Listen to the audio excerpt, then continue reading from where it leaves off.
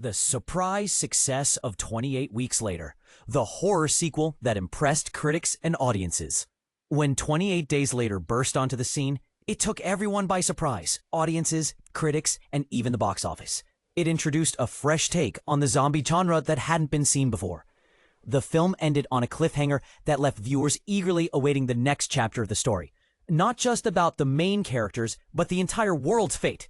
This left the director, Danny Boyle, in a challenging position. How could they follow up such an unexpected and unique hit with a reasonable budget and keep the surprise factor intact? But here's where it gets controversial. The task of crafting a worthy sequel wasn't straightforward. A sequel might mean the start of a franchise, but the wrong approach could risk ruining its potential success. Producer Alon Reich considered various options, including a continuation titled 29 Days Later, and a prequel focusing on the first 28 days, showcasing British Marines attempting to save the Prime Minister and the Queen. Ultimately, Danny Boyle, occupied with directing Sunshine, handed over the reins to Juan Carlos Fresnadillo, known for his unique talent after his film Intacto earned him acclaim. And this is the part most people miss. To enhance the script for 28 Weeks Later, Boyle and producer Andrew McDonald brought in Enrique Lopez Levine and writer Rowan Joffe to elevate the narrative. The revised screenplay centered on a family struggle to rebuild after the pandemic's horrors. Providing additional depth, the final film focused on moral dilemmas and personal choices rather than nonstop action. Robert Carlyle, previously working with Boyle on Trainspotting and The Beach, joined as Don after a compelling conversation with Fresnadillo about capturing empathy for the infected.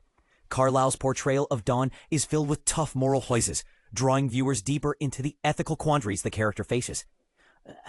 Casting pre-Hurt Locker Jeremy Renner as Doyle, the American sniper guiding survivors, demonstrated his capability to lead in action-packed roles. His minimalist yet impactful performance captured Doyle's bravery and humanity. Boldly, let's question the direction of these horror sequels. Are they evolving the genre or sticking to familiar formulas? In addition to fresh leads, roles played by Rose Byrne, Idris Elba, and Harold Perrineau as American military personnel demonstrated great acting chops even within limited screen time. The visual experience of 28 Weeks Later emphasized bringing an authentic, unnerving mood to its setting, capturing London's newest, cleaner landscape while maintaining the tense atmosphere. Let's talk about marketing genius. Could a simple, bold biohazard sign steal the spotlight from blockbusters? Released on May 11th, 2007, 28 Weeks Later attracted a strong audience, despite competing with a stellar blockbuster like Spider-Man 3. Collecting an impressive $64 million globally, it confirmed the viability of the franchise, paving the way for future installments. Though 28 Years Later appears to ignore the events of 28 Weeks Later, the sequel becomes a thought-provoking standalone film, offering moral questions about military decisions and society's rush to recovery after destruction. So what do you think? Does 28 Weeks Later live up to its predecessor, or has the franchise run its course? Share your thought in the comments below.